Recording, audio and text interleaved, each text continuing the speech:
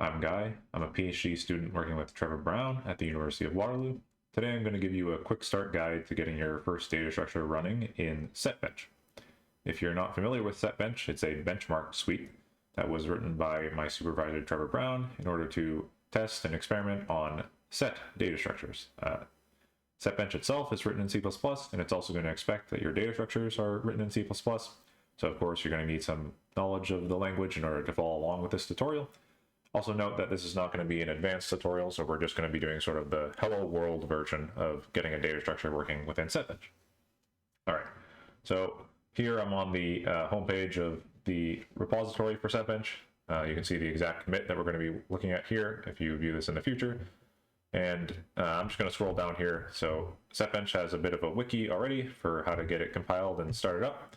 I'm going to be compiling this on Ubuntu 20.04, and the exact command that we're going to need is right here, so you can just copy this, and we're going to go ahead and clone this and then get Setbench compiled and get our data structure good and running. So I'm going to hop into Visual Studio Code here. This is the preferred IDE that I like to use, and right now I'm connected to my university servers here, so I'm going to be compiling and running the Setbench code on those servers. So the first thing we're going to want to do is just paste that clone command that we got from the repo, and this is going to clone Setbench and all of its submodules. So we can see here we have Setbench, and it has a bunch of subdirectories. Most of these we're not going to be looking at in this tutorial, but the ones that we do want to look into here are the DS, or the data structures directory. This is where your data structure will go, and we'll talk more about that in a bit. But you can see that there are a bunch of existing data structures that come packaged with Setbench. And then we're also going to be looking a bit into the microbenchmark directory. So we're going to be looking at the microbenchmark aspect of Setbench. There's also macrobenchmark, but we're not going to be talking about that here. All right, so we're going to want to compile Setbench, and the actual makefile that we're going to be using is within this microbenchmark directory here. So let's go ahead and change into that directory. Okay, so now I'm just going to clear here so we get a clean terminal. And now if we want to compile Setbench, we just need to run the make-j all. So the -j all flag here is just going to compile all the make targets in parallel, and it's also going to use all of the available cores on our system. So we're going to go ahead and run that. If you're on a slower system, this might take a while. Even on this system that I'm working on here, this is taking a bit. The reason why this takes quite a while is because we're compiling many different data structures, and we are also compiling different versions of all of these data structures.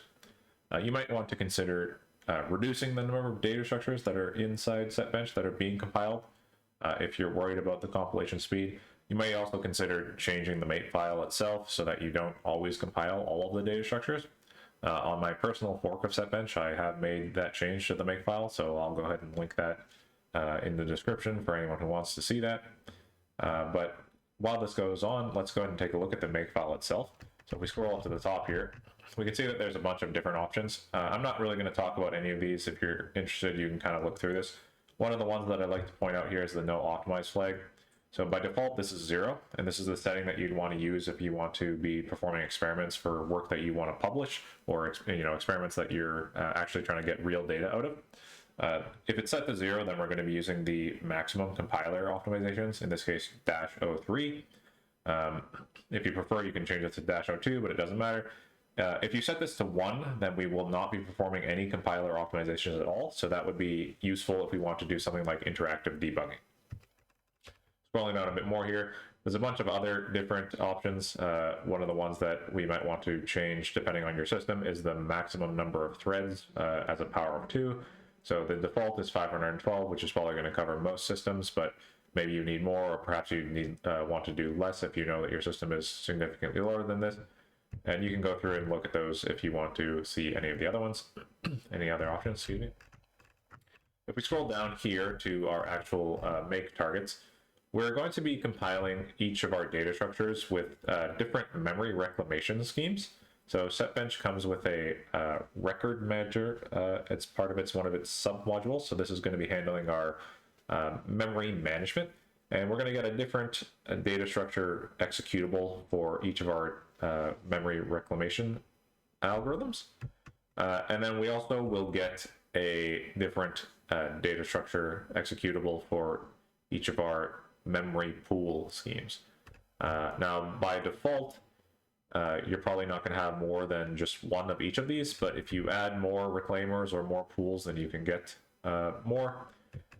Technically, this makefile as well is going to be producing an executable for every allocator, but as you can see here in the makefile, this functionality has been deprecated, so you don't really need to worry about this. All right, so our compilation has finished. It actually finished a while I was talking there, but that's fine. Our executables are all going to be found inside of the microbench bin subdirectory. So if we see here, we have a bunch of different executables for all of our data structures. And since we only have one allocator, one reclaimer, and one pool specified here, we're only getting one executable per data structure. But if you had more, reclaimers, for example, then you'd get multiple versions of the data structure. So the way that these files are formatted is, of course, the name of the data structure that you compiled, then whatever allocator you were using, but this is, of course, deprecated, so it's always going to be new in this case. And then the name of the reclaimer, so Deborah is one of the epoch-based memory reclamation schemes built into Setbench, and then the type of the pool. So this is p-none, which means there's no memory pool, and we have a executable for all of our different data structures. All right, so great. Now, if we wanted to run it, we could go into this subdirectory here and run any of these executables, but we're not going to worry about that right now. Let's try to get our own data structure set up within Setbench. All right, so I'm going to scroll back up here to the data structures folder, and let's just kind of look into maybe one of these so that you kind of get an idea of what you need in order to get your data structure working within Setbench. So every one of the data structures within Setbench is going to need an adapter file. This is a short file that is going to allow Setbench to interface with your data structure. And we'll go into detail on this in a bit. And then, of course, you're also going to need an implementation of your data structure itself. All right, so now we're going to go ahead and try to add our own data structure. So I'm going to create a new folder in the data structure subdirectory here, and I'll just call this guy tutorial.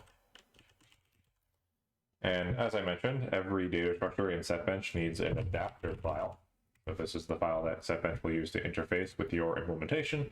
And then we also need a file for our actual implementation. For this tutorial, I'm going to be using a simple data structure, specifically the Harris list. So I'll just call this harrislist.h. And what I've done is separately, I've created sort of a bare bones implementation here. So this implementation is not set up to work with Setbench yet. So we're going to convert this so that it works nicely with Setbench. Just a quick couple things to note about our implementation right now. Of course, it's written in C++. If your data structure was written in some other language, you would have to convert it. And it's implemented as a class, which is templated with a key and a value type. And similarly, our nodes, which are used within the list, are also templated with key and value types. All right, so let's go back into our adapter now. So what I've done is I've sort of taken the adapter structure, and the adapter has a fixed structure for every data structure that you add to Setbench.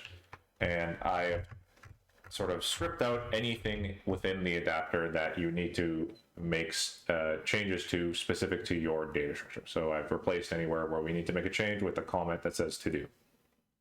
So this is sort of the bare bones adapter file that we're looking at here. So let's go through it and fix it so that it works with our specific data structure. So of course, the first thing we need is a including of our implementation. So we'll change this to harrislist.h. We need a definition of our node type. So if we just look back here, our node type is just a structure and it's templated with a key and value, so that's fine. Add that here. And the next thing we have is a record manager type. And we don't need to make any changes here, but I just want to point out that this is one of the places where we need to know the node type, because our record manager is going to be involved with allocating and freeing our nodes, which of course we're going to be using throughout the execution of our data structure experiments. And then we need a data structure type. So our current data structure type is just a list with a templated key and value types. So that would look like this. But we do want to be able to use this record manager within our data structure implementation. So we're going to need to add that as a template type here. So of course we can't just add it in our macro definition. We're going to need to actually change our implementation. So what we're going to do is add a new template type, and we're going to call that record manager. And so now we will have access to our record manager type within our data structure. So in order to use it, we're just going to go ahead and add a data member of our class here, and it's going to have a type of record manager pointer, and we're going to call that record manager, record manager, whatever. All right. So let's go through and fill out the spots where we're actually going to use this record manager now that we're here. The first thing that we're probably going to want to do is initialize our record manager. Now, the record manager constructor is going to expect the number of threads as an argument. So that's going to look like this here. So of course, right now our list constructor does not have anything saying how many threads there are. So we're going to go ahead and add that, and I like to add it just as the first argument here.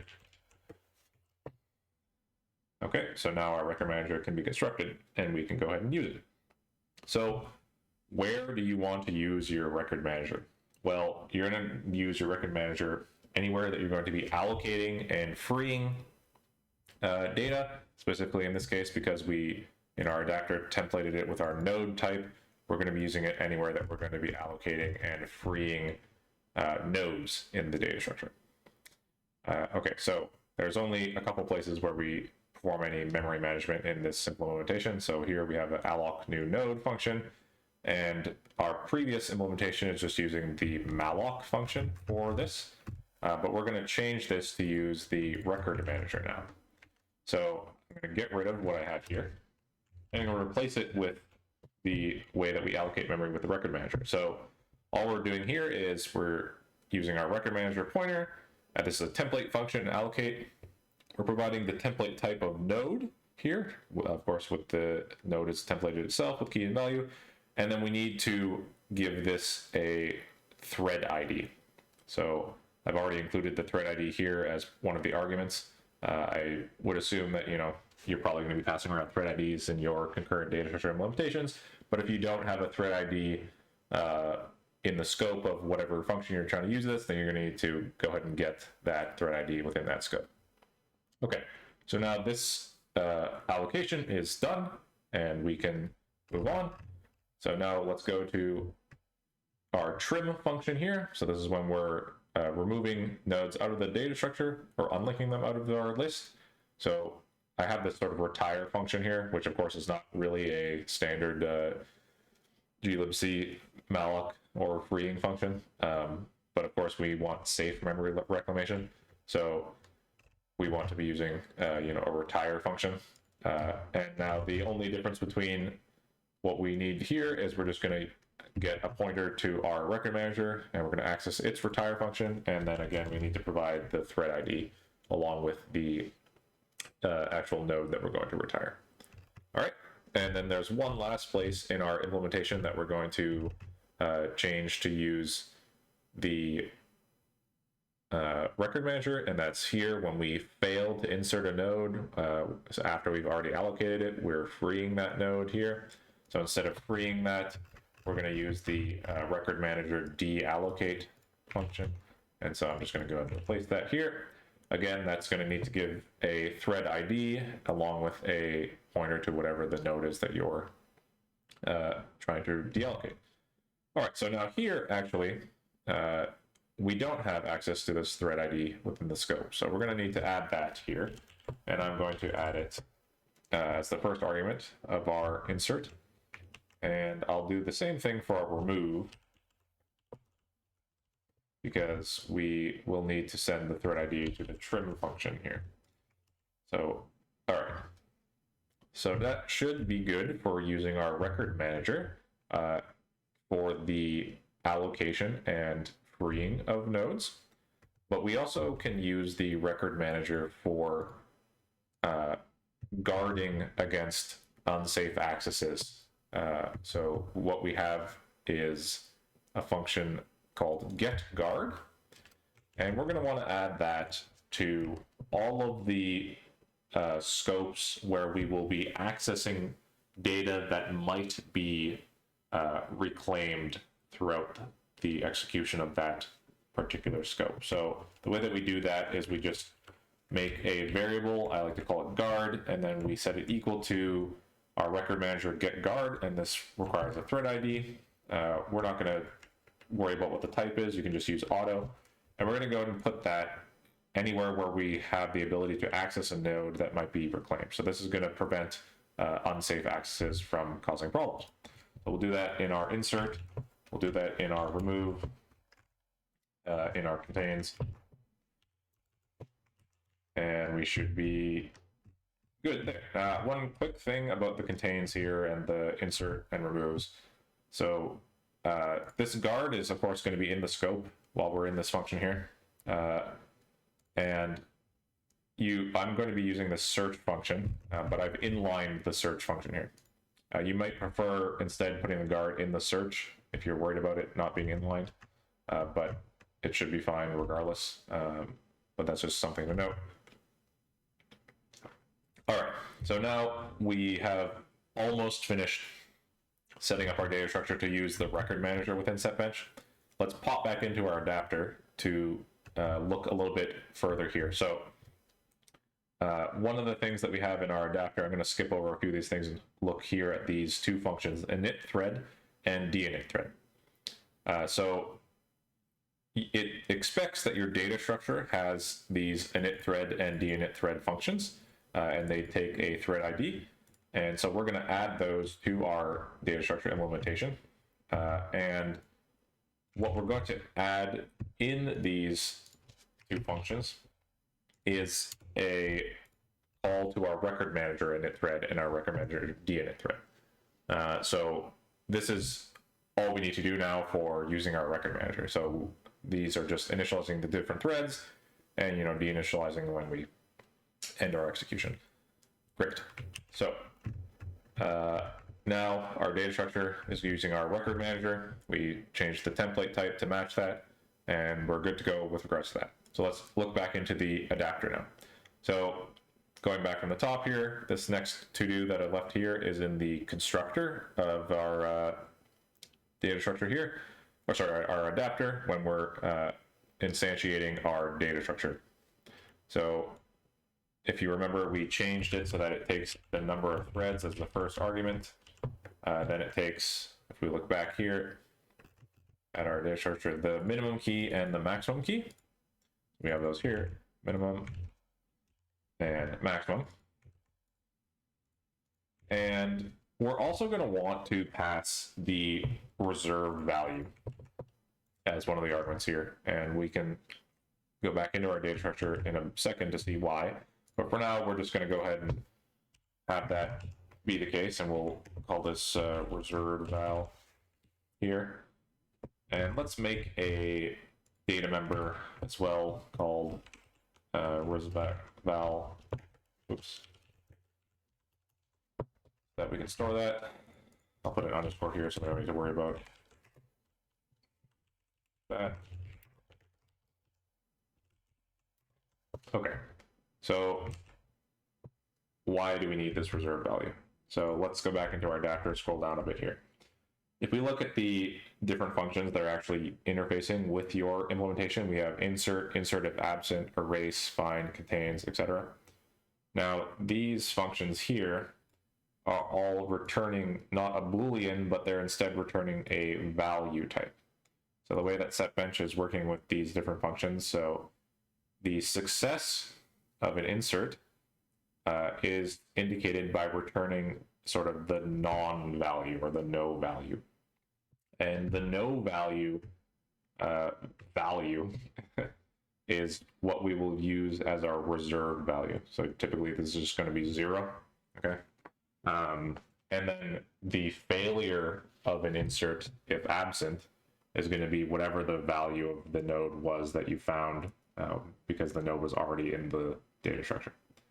Similarly for arrays, if an array returns, if it would return true, if it was, successful, then we're going to return the key, or sorry, the value associated with the key that we removed.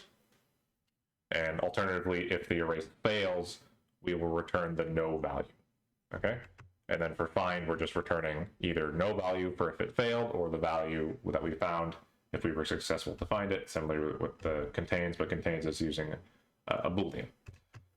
For this implementation, of course, it's just a list, so we're not going to be implementing range queries.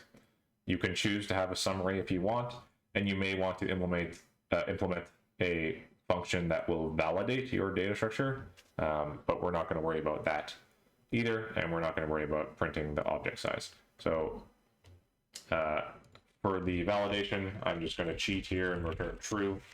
You more than likely will want to implement real validation if you care about your data structures, of course, but for this tutorial, I don't care about validating my Harris list.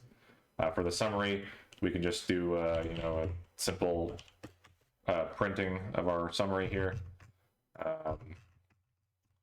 Maybe we just want to print something like, well, actually, instead of printing something here, let's have our data structure define a print summary function, and then we can let the data structure implementation itself define that. So if we go back into our list here, we'll just add that at the bottom.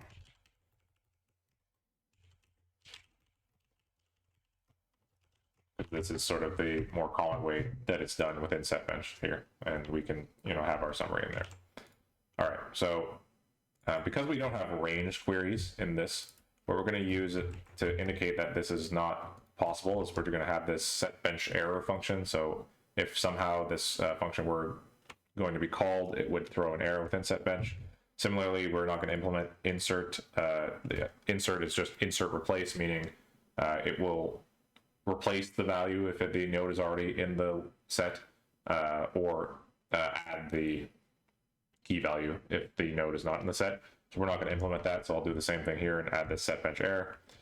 And we're not going to implement find just because we're lazy. We're just going to implement contains. Okay, so now for insert if absent, we are implementing that, and that is our insert if absent function here. So it has a thread ID, a key, and a value. So we're going to get our data structure pointer, and we're going to call the insert if absent, where it takes a thread ID, a key, which is just called key here, and value. All right, so now we're going to return that. Now there's a problem with this, which is that our implementation of the data structure is returning a Boolean, but this function here in our adapter is returning a value. So we're going to go into our implementation, and we're going to change this to return a value instead of a Boolean. So here, where we would return false, we're instead going to return our reserved value, or maybe I'll change this to no val instead. So that's a little bit more explicit there as well. So here, when we fail to insert, we're returning a no val, and if we fail to insert, we're going to return the value of the node that we found. And if we successfully insert, we will return the no value. Sorry about that. Hopefully that's clear here. Now for remove, when we fail to insert, we return the no value. And if we fail to remove, we return no value. And if we successfully remove, we will return the value of the node that we removed, but actually we won't be able to access that there because that node will be gone. So let's go ahead and get that value here. So call that ret val. And let's get the node's value. Okay, great. Now, since contains in our adapter and in our implementation are both returning a Boolean, that's fine. We don't need to make any changes there. Let's fix this so that it calls our remove function, takes a TID and a key, and that's great. And then here again, we'll return our data structure contains, which takes a thread ID and a key. All right, so now Setbench will be able to call all of these functions on our data structure, and our data structure is set up and implemented in a way that it can talk nicely to Setbench without any problems, and we're also using the record manager. So that's great.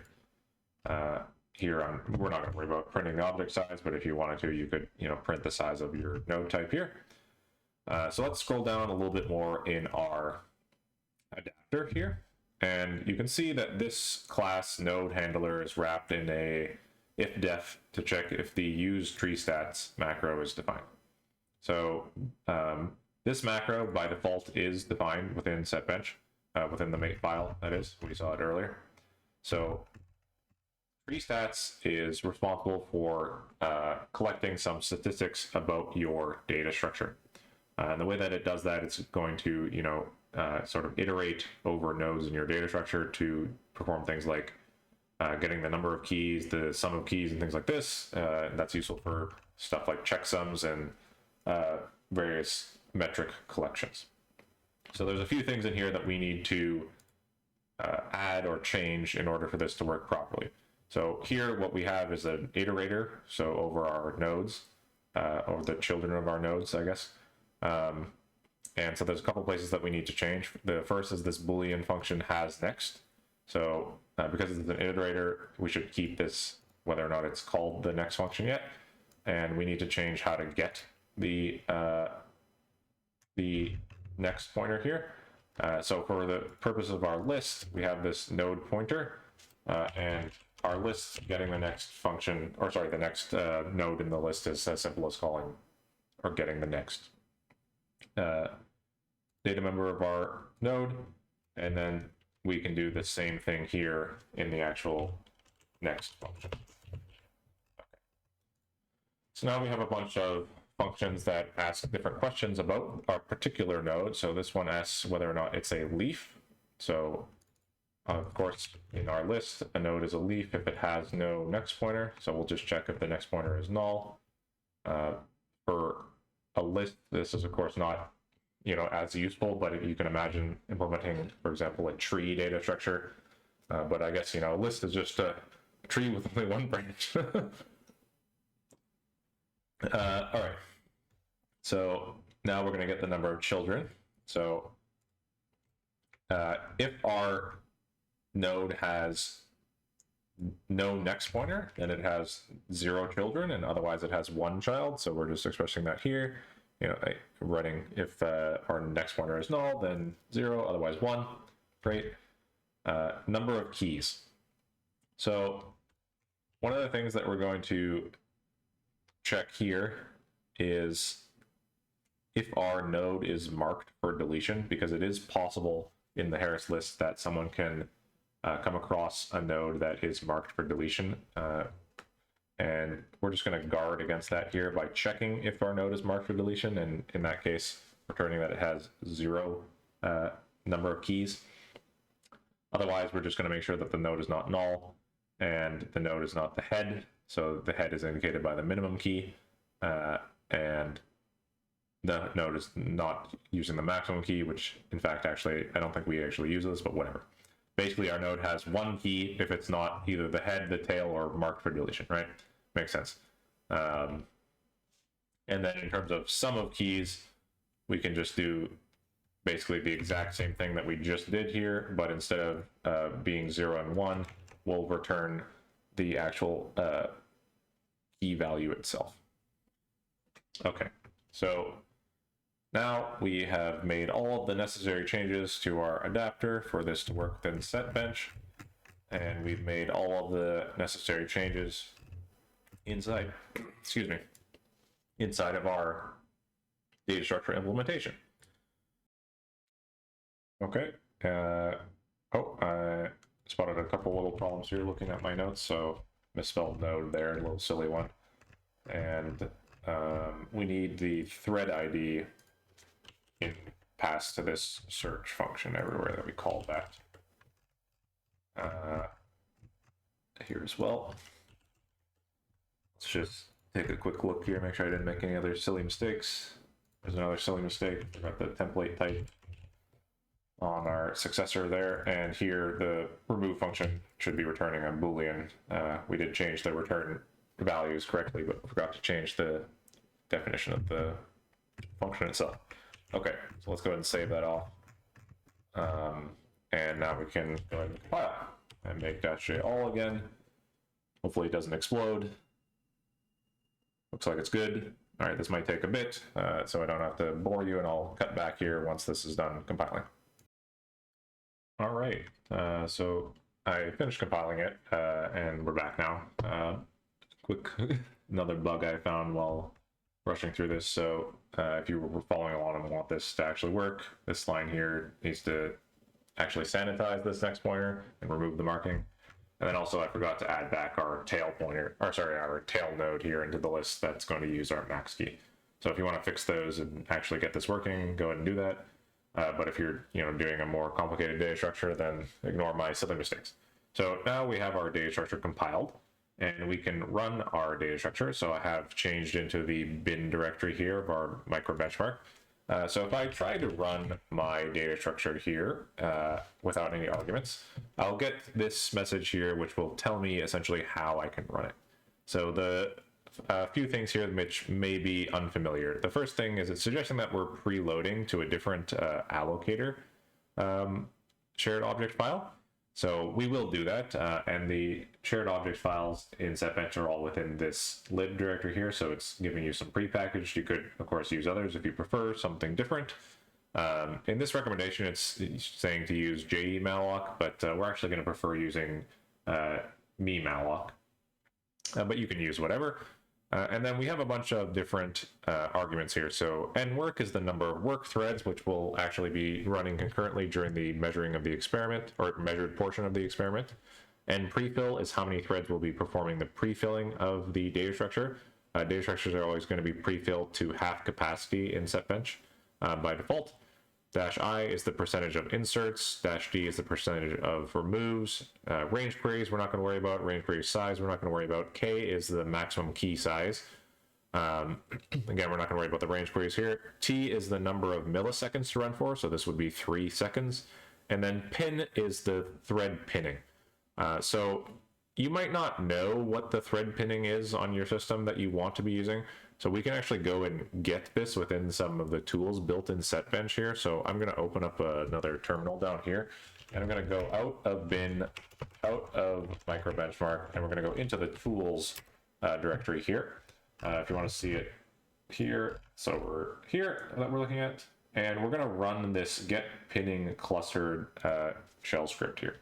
So if we run the get pinning cluster, this will give us the thread pinning for the system that we're currently on.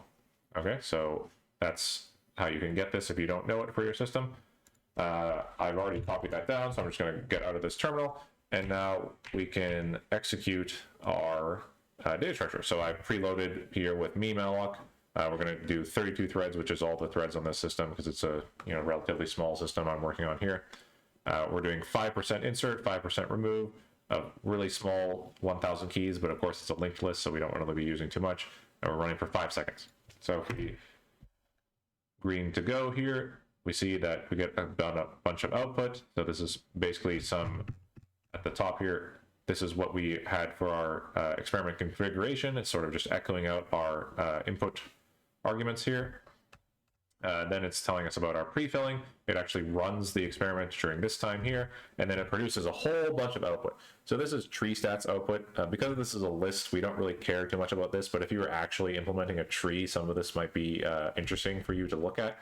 But for the simplicity of our data structure, we don't really care too much about that.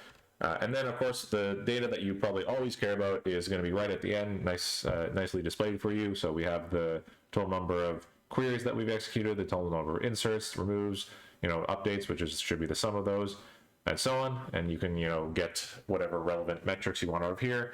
We also were using performance counters through the Poppy library here, and we're getting some of those reporting down here as well.